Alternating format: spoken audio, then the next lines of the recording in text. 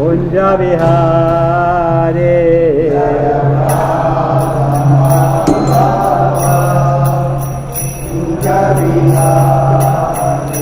Jaya Gopi Jana Vallabha Girivardhare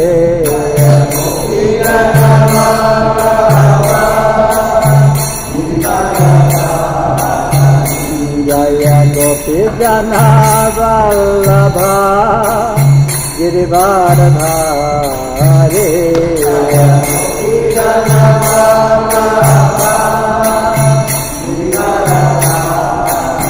Yashodanandana Praja Janaranjana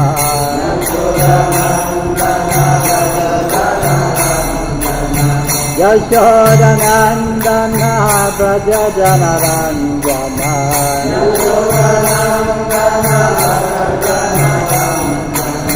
Yamuna Tira Vanachare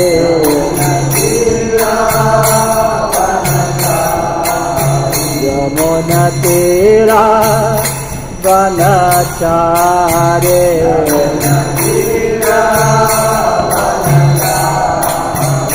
Hare Krishna Hare Krishna Krishna Krishna Hare Hare Hare Rama Hare Rama Rama Rama Hare Hare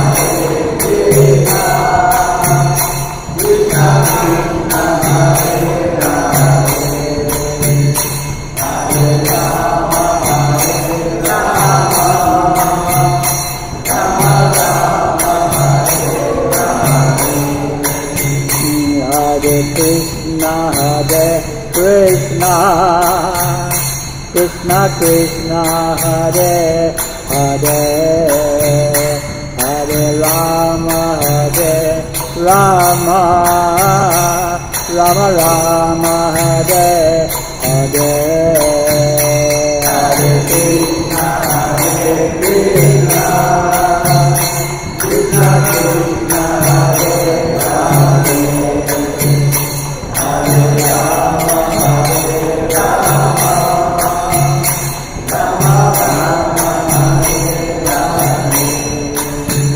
Hare Krishna, Hare Krishna, Krishna Krishna, Hare Hare.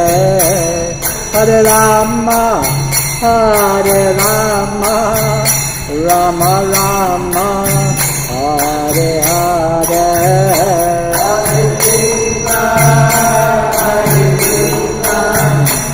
Krishna Krishna, Hare Hare, Hare Rama, Rama Rama, Hare Hare. Hare Krishna, Hare Krishna, Krishna Krishna, Hare Hare, Hare Rama, Hare Rama, Rama Rama, Hare Hare.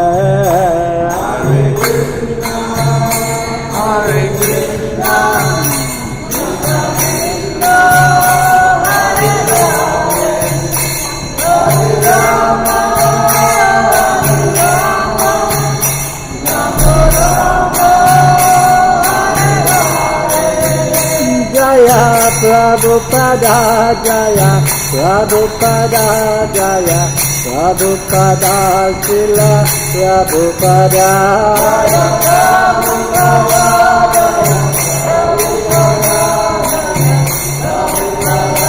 Jaya Prabhupada, Prabhupada, Prabhupada, Jai Jai Prabhupada, Jaya Jaya Prabhupada,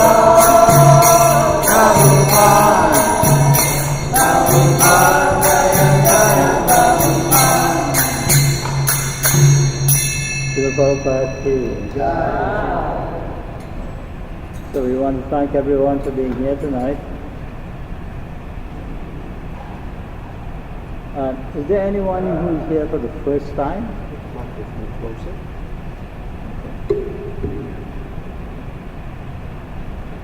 Is there anyone here for the first time tonight?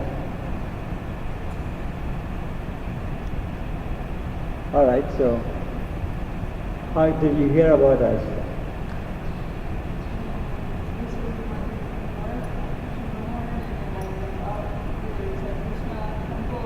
Okay. Okay, so you better skim on.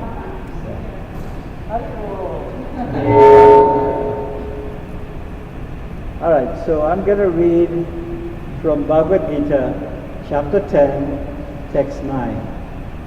And that is Makchita Madgata Prana Bona Vyanta Parasparam Katayantas Chamam Nityam Dusyanti Charamanti Cha.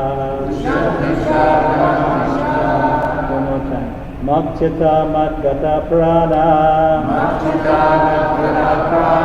Bona Vyanta Parasparam Katayantas Chamam Nityam Dusyanti Charamanti Cha.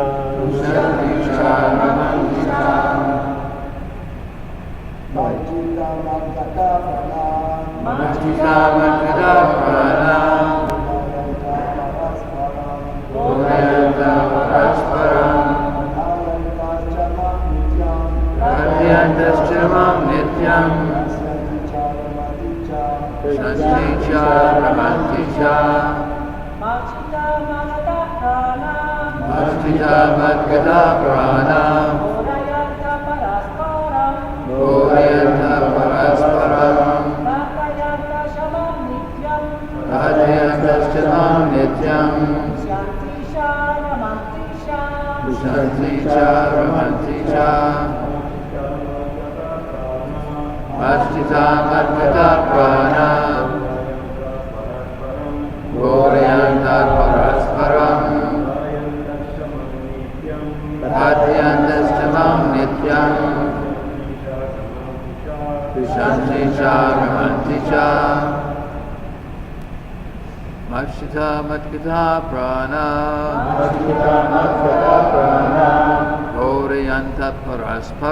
Bodhayanta Parasparam Adhyantas Chamam Nityam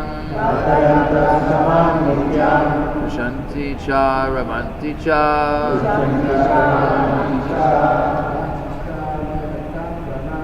Makchita Madgata Prana Bodhayanta Parasparam Adhyantas Chamam Nityam Shanti Charamanti Cha. Okay, the translation is: the thoughts of my pure devotees dwell in me. Their lives are fully devoted to my service, and they derive great satisfaction and bliss from always enlightening one another and conversing about me. So let me read that one more time. The thoughts of my pure devotees dwell in me. Their lives are fully devoted to my service, and they derive great satisfaction and bliss from always enlightening one another and conversing about me. So the purport: pure devotees whose characteristics are mentioned here engage themselves fully in the transcendental loving service of the Lord. Their minds cannot be diverted from the lotus feet of Krishna. Their talks are solely on the transcendental subjects. The symptoms of the pure devotees are described in this verse specifically. Devotees of the Supreme Lord are 24 hours daily engaged in glorifying the qualities and pastimes of the Supreme Lord. Their hearts and souls are constantly submerged in Krishna, and they take pleasure in discussing him with other devotees. In the preliminary stage of devotional service, they relish the transcendental pleasure from the service itself, And in the mature stage, they are actually situated in the love of God. Once situated in that transcendental position, they relish the highest perfection which is exhibited by the Lord in his abode. Lord Chaitanya likens transcendental devotional service to the sowing of a seed in the heart of the living entity. There are innumerable living entities traveling throughout different planets of the universe, and out of them a few who are fortunate enough to meet a pure devotee and get the chance to understand devotional service. This devotional service is just like a seed, and if it is sown in the heart of the living entity, and if he goes on hearing and chanting Hare Krishna, Krishna Krishna, Hare Hare, Hare Rama, Rama Rama, Hare Hare, that seed fructifies, just as the seed of a tree fructifies with regular watering. The spiritual plant of devotional service gradually grows and grows until it penetrates the covering of the material universe and enters into the Brahma-jyoti effulgence in the spiritual sky. In that spiritual sky, also the plant grows more and more until it reaches the highest planet, which is called Goloka Vrindavan, the supermost planet of Krishna. Ultimately, the plant takes shelter under the lotus feet of Krishna and rests there. Gradually, as the plant grows fruits and flowers, that plant of devotional service also produces fruits, and the watering process in the form of the chanting and hearing goes on. This plant of devotional service is fully described in the Chaitanya Charitamrita Madhya Lila, chapter 19. It is explained there that when the complete plant takes shelter under the lotus feet of the Supreme Lord, one becomes fully absorbed in love of God. Then he cannot live even for a moment without being in contact with the Supreme Lord, just as a fish cannot live without water. In such a state, the devotee actually attains the transcendental quality in contact with the Supreme Lord. The Srimad Bhagavatam is also full of such narrations about the relationship between the Supreme Lord and his devotees. Therefore, the Srimad Bhagavatam is very dear to devotees. As stated in the Bhagavad-gita itself, 12, 13, 18. Srimad Bhagavatam Puranam Amalam Yad Vaishnavanam Priyam. In this narration, there is nothing about the material activities, economic development, sense gratification, or liberation. Srimad Bhagavatam is the only narration in which the transcendental nature of the Supreme Lord and his devotees is fully described. Thus, the realized souls in Krishna consciousness take continual pleasure in hearing such transcendental literature, just as a young boy and girl take pleasure in association.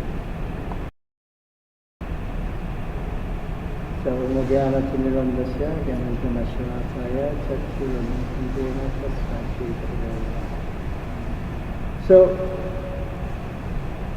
Krishna points out from the purport the symptoms of pure devotees, and their minds are totally fixed upon his lotus feet. They have no other engagement except thinking about the Supreme Personality of Godhead, worshipping him, and speaking and discussing about him in the company of other devotees who are like-minded. They're constantly glorifying his qualities and pastimes.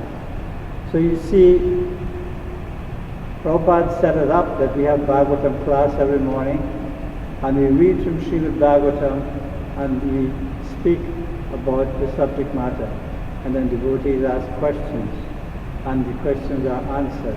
In that way you have this back and forth between devotees who are willing to understand this transcendental literature. So just like that, we can actually advance in devotional service. We can come to a point where it becomes easy and natural to remember Krishna, the personality. We have normally to struggle because we are so bogged down with material activities. But here it is said that There's no material activity. There's not even the desire for liberation. None of that comes up in pure devotional service. So we all want to come to that point of pure devotional service. Why? Because that will make us completely happy. In this material world we are seeking happiness. And we are seeking happiness in many different ways, but it all comes from the enjoyment of the senses. So these things are non-permanent. These things are not permanent. You find that they last for some time. The changes in the seasons, now it's summer and fall is coming in. It's going to get cooler when it's fall. It's going to be nicer, so we say. And then, later on again, it's the spring, and then it's going to be summer again. So this thing happens all the time. It continuously changes from pleasant to unpleasant. But we are experiencing this, and we are taking that difference all the time. So why are we doing that? Because we think that here in this world we will derive some happiness, some pleasure. So we're sticking with it. A person goes to work every day, and because he gets a paycheck at the end of the week or at the end of the month, he thinks that the working is good. He's not always happy and satisfied on his job. There are many things which disturb him, and sometimes there are things which make him happy. So, just like that, in the material world you find that happens. The thing about that is that even these difficult situations, they are not permanent. They don't last for any long period of time.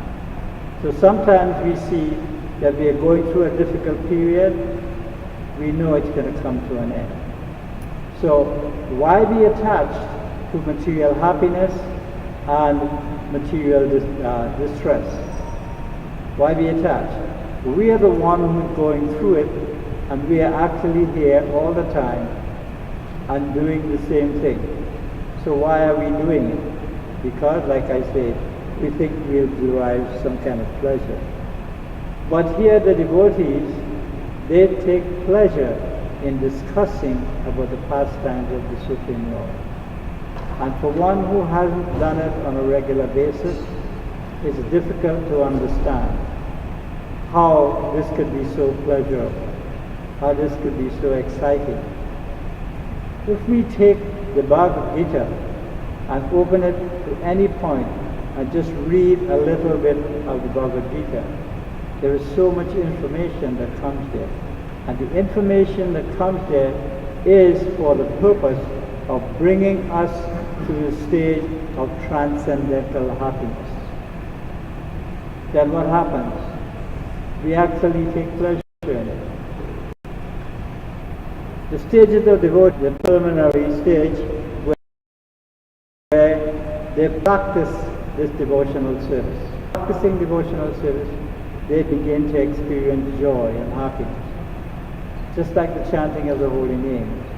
The kirtan, you follow the kirtan, you sing the Hare Krishna mantra, and you feel blissful.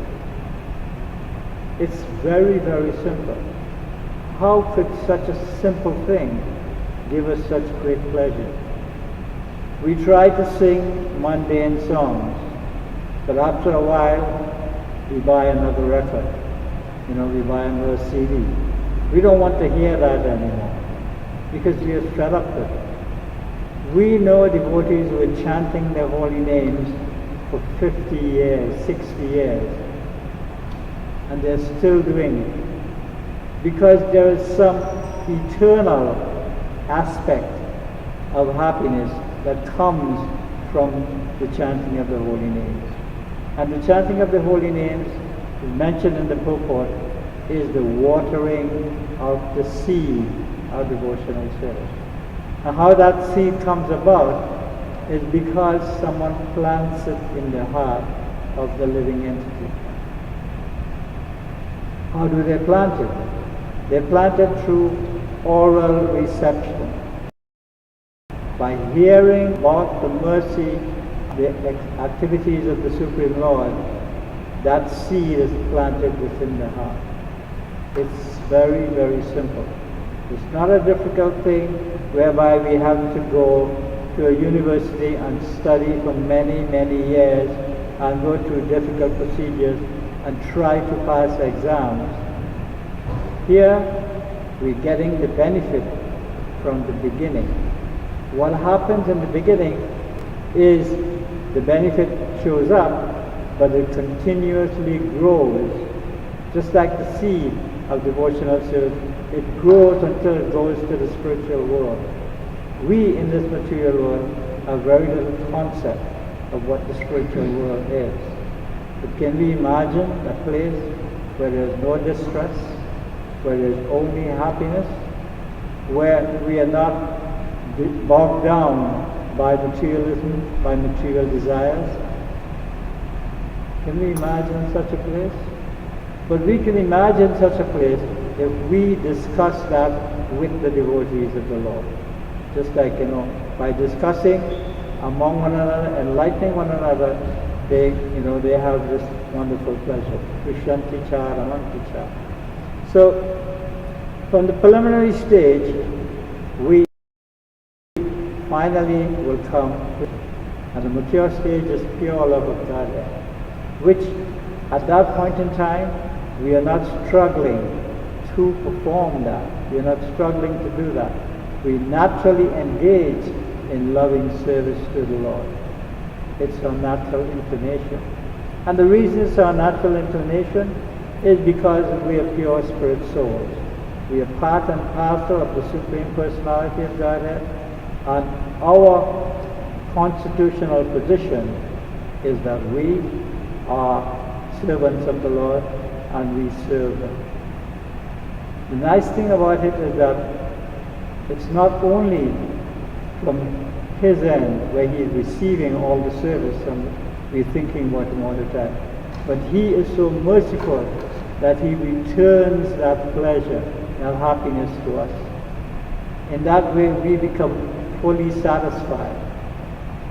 So some people are on a certain level, some people are on other levels, but you will notice that by performing devotional service, actually working for the Lord, that the person is completely happy while doing the service.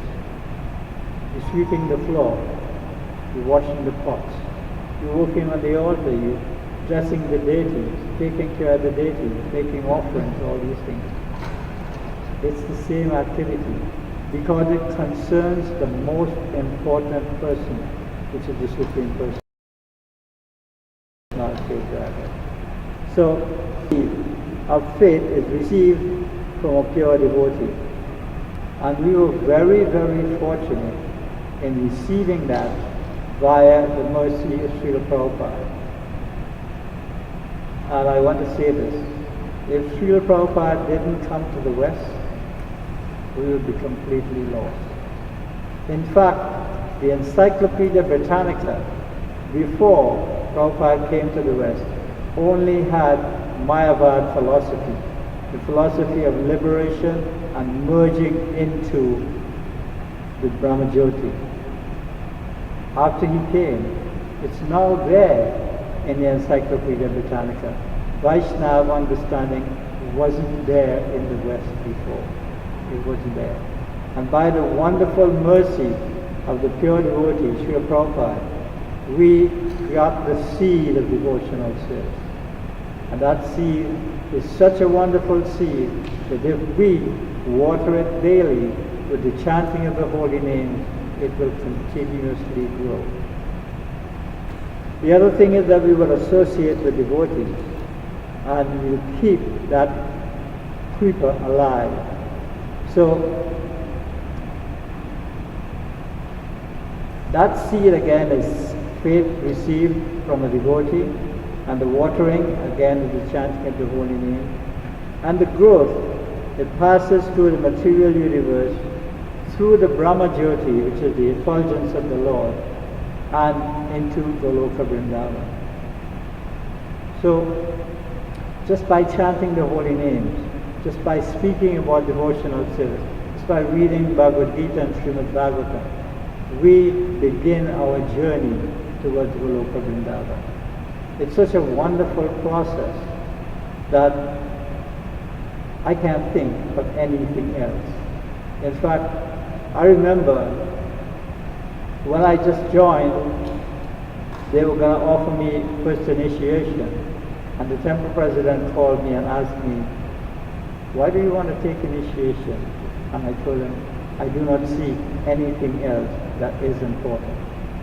So, if we understand the importance of devotional service, that it supersedes everything that we can do in our lives, we will actually come to the point.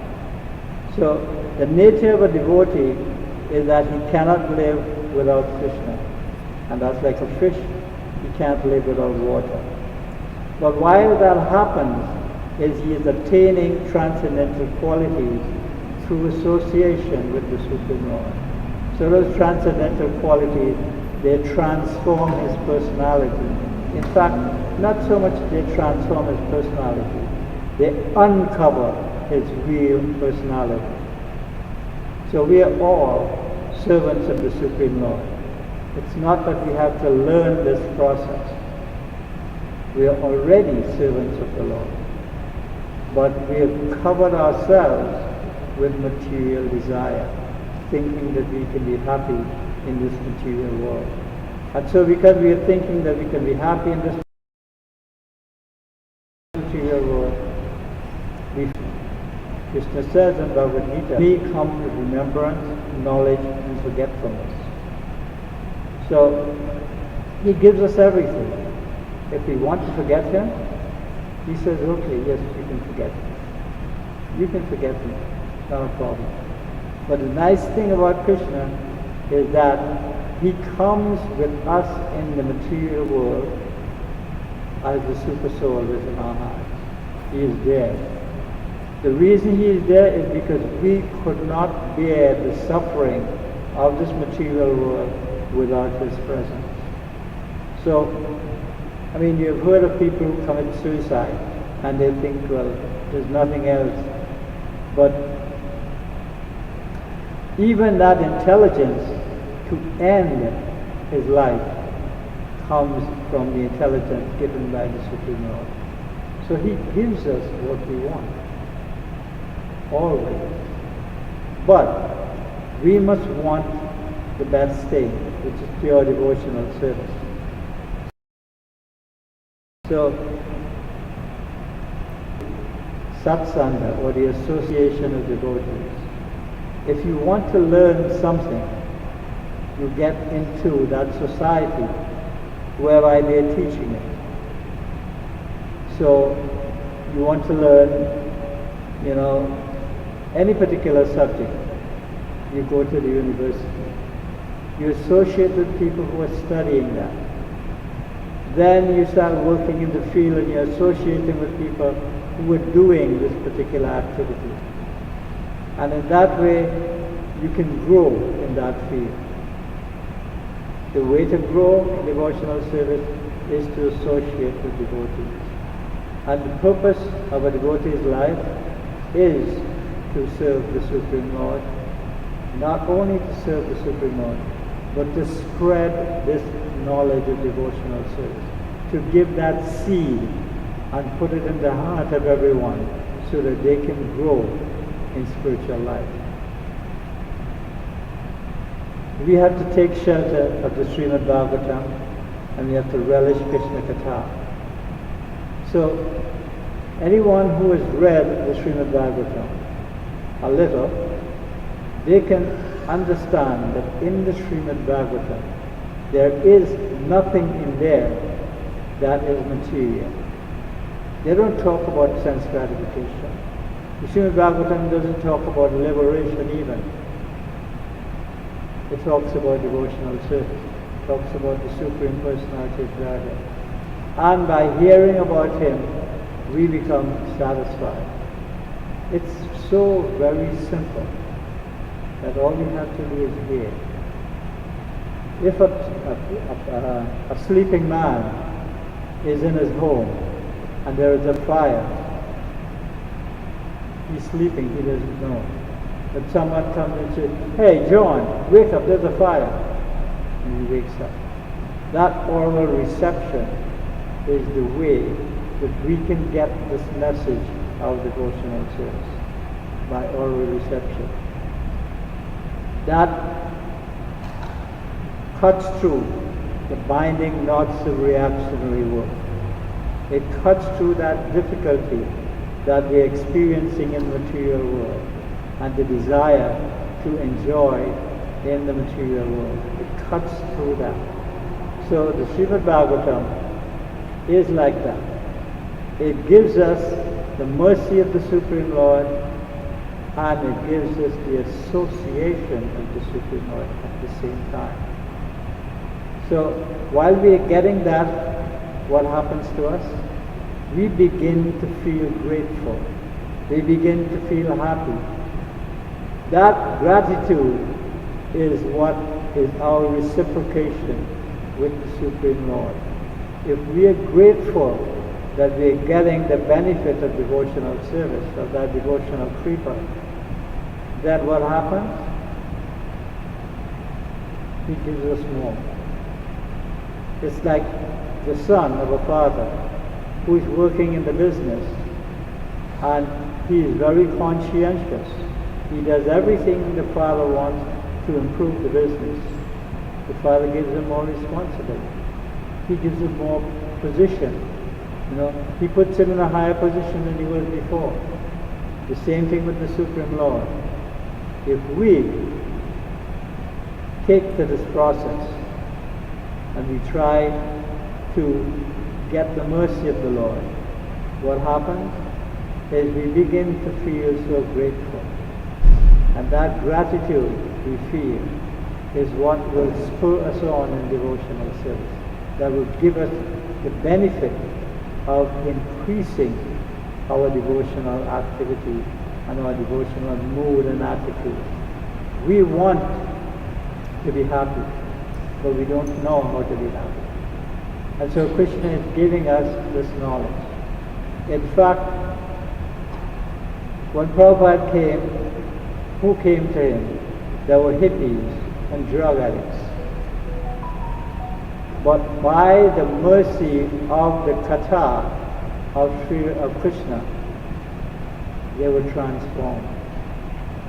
Initially, they didn't even understand what he was saying, but they were enamored by his personality and his mood, and so they stuck with it. But also they were searching. So many of us, we are searching for real happiness. We are searching for a situation that will keep us satisfied all the time. But we are doing it in a wrong way. Krishna says, in Bhagavad-gita, that those who worship the other gods, like the demigods, they're worshipping me also. But they're doing it in the wrong way. So everything that we can achieve in the material world is given already by the Supreme Lord. It's His mercy. But we are going for the wrong thing. We are missing out on the point that He is giving the mercy, and we are trying to grasp aspects of His mercy. So, many people work hard and they save up their money and they keep it in the bank and they invest it, and that's their actual,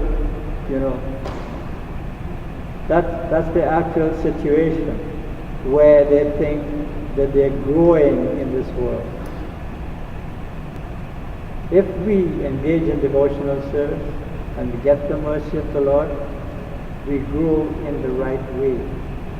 And by that growth, we actually become not just happy, but become so peaceful, so satisfied, that Everything around us is like the mercy of the Lord.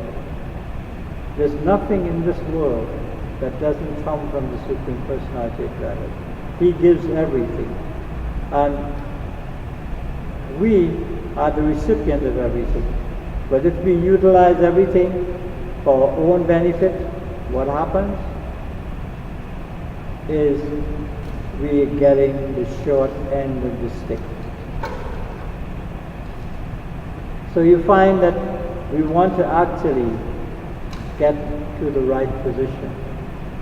And again, the right position is to associate with devotees, to chant the holy names of the Lord, to engage in devotional service, to read and study Bhagavad-gita, Srimad Bhagavatam, Chaitanya Charitamrita. Make it a habit to read and study these books.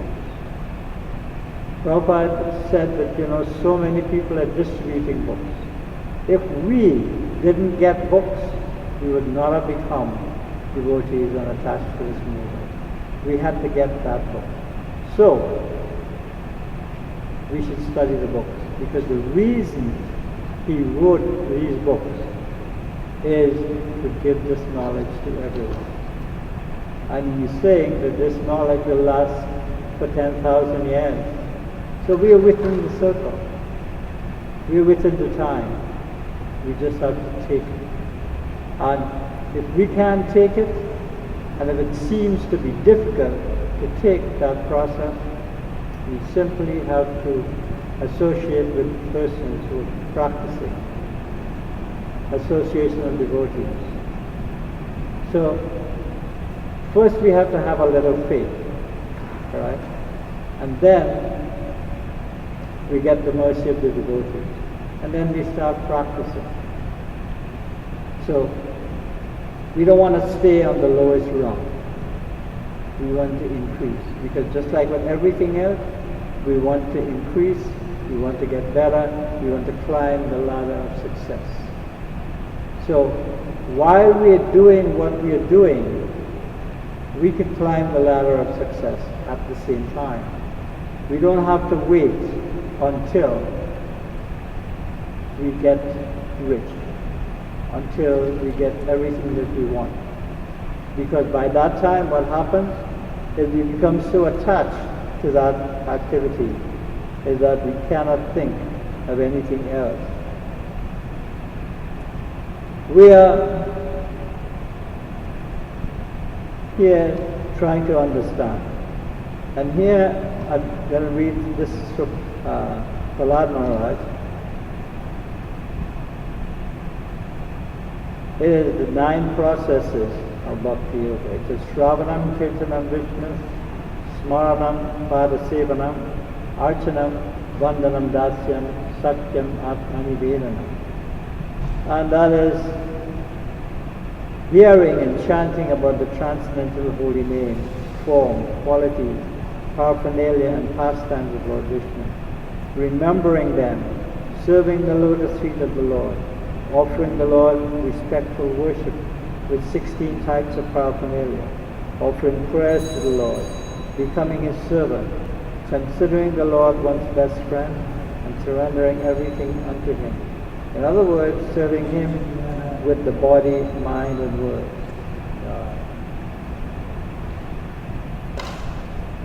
These 9 processes are accepted as pure devotional service. And one who has dedicated his life to the service of Krishna through these 9 methods should be understood to be the most learned person, for he has achieved the complete knowledge. So that is the knowledge that we want. We want complete knowledge. We don't want partial knowledge. Right now in education, everyone specializes. So a doctor works in a special area, and another one works in a different area. And what happens is this. When you specialize like that, you learn more and more about less and less. You don't have the complete picture. So in order to get the complete picture, you must take shelter of the Supreme Personality of Godhead. And by doing that, we can become happy. So then it said here, "Oh, how glorious are they whose tongues are chanting your holy name." And even if born in the family of dog eaters, such persons are worshipable. Persons who chant the holy name of your Lordship must have executed all kinds of austerities and fire sacrifices, and achieve all the good manners of the Aryans.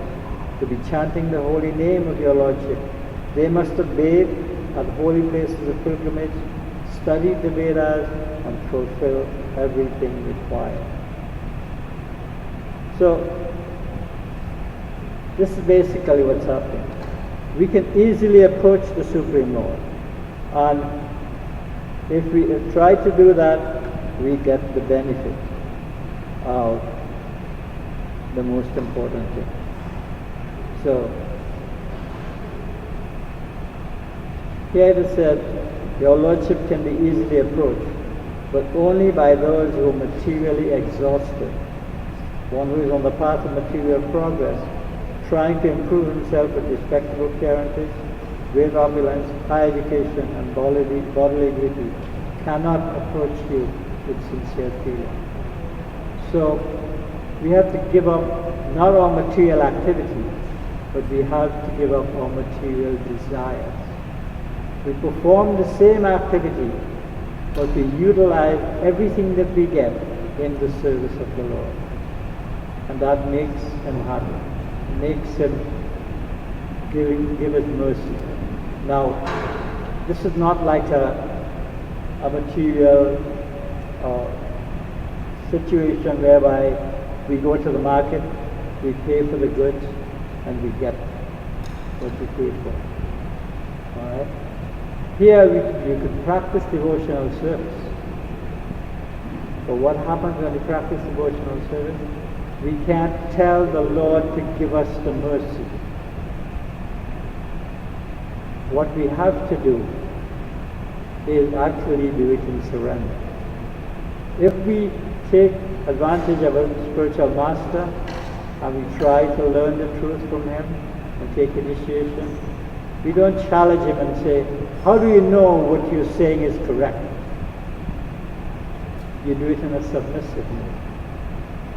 So with that submission, this is what gives the mercy of the Supreme Lord. It's not the activity that we do that gives the mercy. It's the Supreme Lord who gives the mercy. So, he does give it. And by receiving that mercy, we feel grateful, and that gratitude is what spurs us on. And by that gratitude, he becomes happy and satisfied. And he gives the mercy. Krishna is willing to help us always. So we have to take the first step, and we have to continue on that path. So, I think I can stop here at this point. If anyone has questions or comments. Can you explain the relationship between the brain and the soul? This is a question to put out. Están en otro table that Professor Diaz Ramachandra, he's a neuroscientist from Cambridge University, teacher of neuroscience. This guy dedicates to open up skulls and brains and goes into the brain cell and study the brain. No matter how we look at the soul, as a matter of fact, some philosophers say that he invented the soul. Go back to history. And all this recording that we had about the concept of the soul was in India. And everything is sprung from there. They're talking about that we are something inside distinct than the body. That the soul is distinct than the body. It doesn't have the qualities that the body has. But now these people are trying to go into the brain because they're saying that consciousness, no matter how you put it, is acting in the brain. And they make this example that they open up a brain, right? And then the two hemispheres of the brain, one was acting independently than the other. It's like two identical. Okay. And the question is, how can you identify? I mean, if it's the Brahman or the Paraman or whatever they're talking about. as a practical means, not something philosophical or stimologically by books or words, something that can be felt, that you can understand the difference between them two, because suppose that we have to, it's dualism, right? Okay, it's one magical, merciful feature. It is the mercy of the Supreme Lord. It's like Srila Prabhupada came to the West and gave us this knowledge, all right? As far as the brain and the soul, there are many people who speaking and thinking and doing everything, and the next minute they're gone, they're dead. The brain is still dead. In fact, the fingernails still grow for 2 weeks. All right? There's still some activity in that body. But where is the person? The Bible says he gave up the ghost. Well, what is the ghost? That's the real person. That's the person. The consciousness is the symptom of the soul. Right? The brain is part of the body. The body is made up of earth, water, fire, air, ether, mind, intelligence, and false ego. And they say false ego because you can use that ego to connect with the material world, with the body. So it's a false identification. The real identification is the soul. We are the spirit soul. We are not these bodies. But we are thinking we are these bodies because we are covered over by ignorance. And the process of devotional service will bring us out of that. Anything that you can see and perceive in the material world is part of material nature. Material nature has no life. There has to be the spirit soul in order for life to be there. You can't have life without the spirit soul. I remember my brother, he died recently. He lay down on his bed and he never woke up. Alright? But he was fine before that. I mean, he was sick and all of that, right? But he was able to move around, go to the kitchen, make his coffee, make, whatever sandwiches he wanted, right? Sit and watch TV, talk on the phone. He was able to do all these things. And the very next evening, he was gone. Everything worked properly. The brain was working, right? But because the living entity, the spirit soul, left, the body is now dead. So, again, earth, water, fire, air, ether, mind, intelligence, and false ego, these are the material bodies. Of the energies of the Supreme Lord, there is a superior energy, Krishna says in Bhagavad-gita, and that superior energy is the spirit soul. Why we can't perceive the spirit soul? Because if you look at it, the guy has a necklace with 10 heads. He's holding the one head in his hand and he's counting, and he gets 9. And he picks it up with the other hand and he counts again. And we're not perceiving ourselves. We're perceiving the material body. We're perceiving the material world. That is what devotional service will give us, that perception of the reality, which is Satchidananda. And Krishna is Satchidananda Vigraha. Right? That's what we get. So basically that's the spirit soul. So we can say that the observer, the spirit soul, since it's not the ego, which is made out of ether, matter, even thoughts, where thoughts came from. The thought itself is a construct of our experience. So if that's the case, then what's the role of the jivatma inside the body that is not I would say the identity, the false identity, the senses of the body is different than that. What language or what form does it express itself? A jiva form. Because we know it's not the language we talk about, but that's a construct. It's not a real one. He is in ignorance, right? So he associates with the material world and he considers the material world to be the reality. Okay? So basically what we are doing is we are splashing around in the material world, trying to enjoy and play. What's happening? At the moment we have to go. So like you go to the lake or the beach, and you're splashing around and and playing in the water, and then somebody says, hey, it's getting late, you gotta go. So we have to go. So everything in the material world is temporary. Even the body is temporary. The spirit soul is not of the material world. It's of the spiritual world. And that is not temporary. It's totally different. Does anyone else have a question?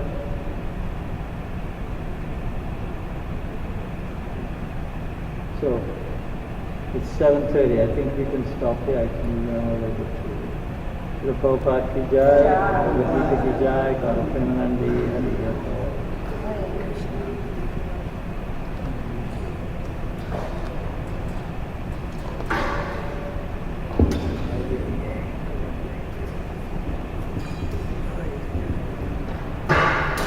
It's a good microphone.